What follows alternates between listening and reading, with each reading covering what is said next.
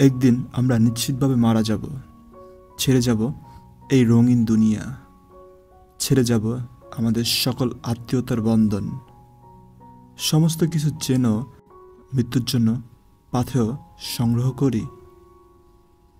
কোনো নাবিক জাহাজবিহীন সমুদ্র যাত্রা করে, কোনো যাযাবর খাদ্য পানীয়বিহীন মরুভূমির পথে রওনা করে কখনো। নাবিক খুব ভালো করে জানে জাহাজ ছাড়া সমুদ্র যাত্রায় ধ্বংস অনিবার্য। যাযাবর জানে খাদ্য পানীয় ছাড়া মরুভূমিতে তার মৃত্যু সুনিশ্চিত। অবশ্যম্ভাবী ফলাফল জেনেই তারা প্রয়োজনীয় রসদ সংগ্রহ করে নিজ নিজ যাত্রায় পাড়ি জমায়। কিন্তু আমাদের সামনে যে অনন্ত যাত্রা, যে অসীম সময় সমুদ্রে আমাদের আবেগ গাহন, সে যাত্রার জন্য কি আমরা কোনো রসদ মজুত করি? সময় শেষ ঘন্টা বেজে ওঠার আগেই কি আমাদের উচিত নয় যথাযথ প্রস্তুতি নিয়ে নেওয়া? অতিশয় সত্য কথা হলো, এই মৃত্যুর ব্যাপারে আমরা চূড়ান্ত রূপে উদাসীন। অথচ আমাদের সোনালী প্রজন্মের সোনার মানুষগুলো মৃত্যুকে জীবনের লক্ষ্য বানাতেন।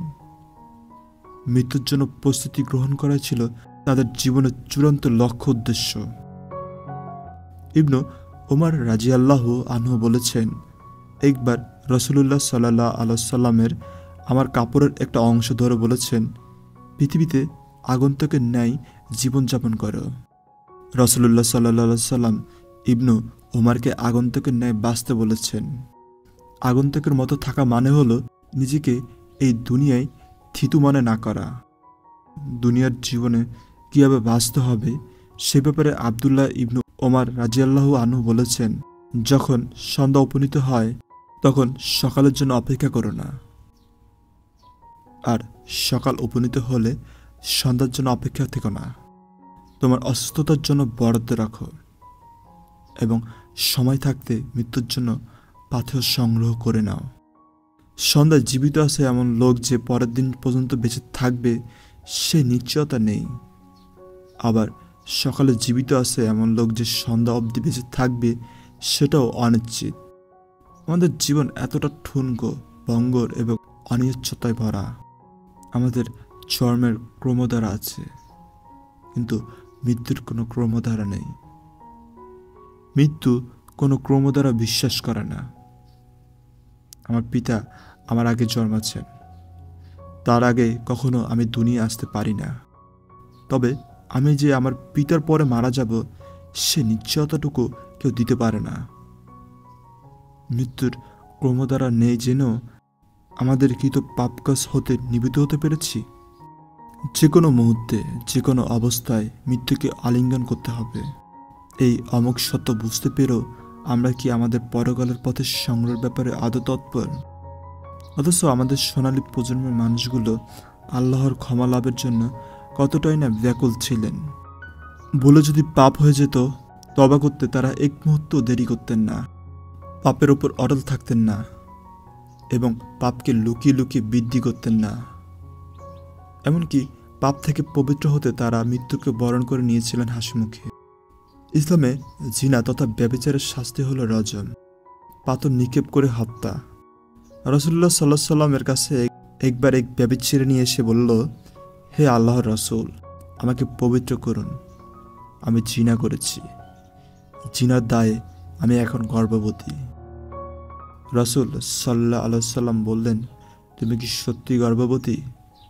মহিলাটি বলল, হ্যাঁ। তখন আল্লাহর রাসূল মহিলাটিকে চলে যাওয়ার নির্দেশ দিলেন। বললেন, তুমি চলে যাও, তোমার গর্ভের সন্তান ভূমিষ্ঠ হলে তারপর এসো। মহিলাটি চলে গেল। কয়েক মাস পরে যখন গর্ভের সেই সন্তান ভূমিষ্ঠ হল, তখন সে মহিলা আবার রাসূল সাল্লাল্লাহু আলাইহি সাল্লামের কাছে এসে বলল, হে আল্লাহর রাসূল, আমাকে পবিত্র করুন, আমার গর্ভের সন্তান জন্ম লাভ করেছে।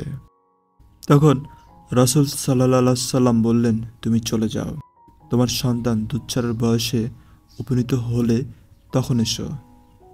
মহিলাটি সেবারও চলে গেল।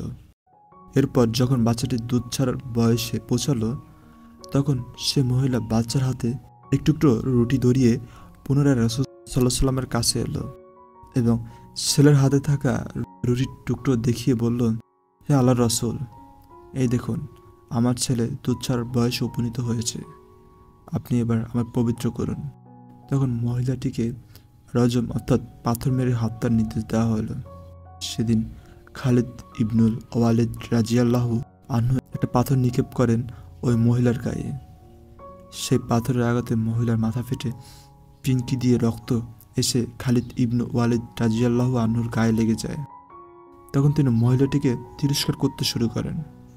রাসূলুল্লাহ সাল্লাল্লাহু আলাইহি সাল্লাম খালিদ ইবনুল ওয়ালিদ রাজিয়াল্লাহু আনহুকে বললেন, খালিদ, থামো, তার ব্যাপারে কোনো খারাপ মন্তব্য করো না। আল্লাহর শপথ, সে এমন তওবা করেছে যে এরকম তওবা যদি কোনো বড় জালিমও করে তাহলেও আল্লাহ তাকে ক্ষমা করে দিবেন। জিনার মতন গুরুতর পাপের বোঝা থেকে সময় অর্থাৎ হায়াত থাকতেই মুক্ত হতে কি প্রাণান্তকর চেষ্টা ওই মহিলার। এমনকি বাচ্চার হাতে রুটি ধরিয়ে দিয়ে প্রমাণ করলেন যে তার বাচ্চা দুধ ছেড়ে দিয়েছে। এটা করার কারণ হলো যাতে নবীজি তার কথা বিশ্বাস করেন, তাকে আর ফেরত না পাঠান। নবীজি চাইলে এখন তার শাস্তি বাস্তবায়ন করতে পারেন।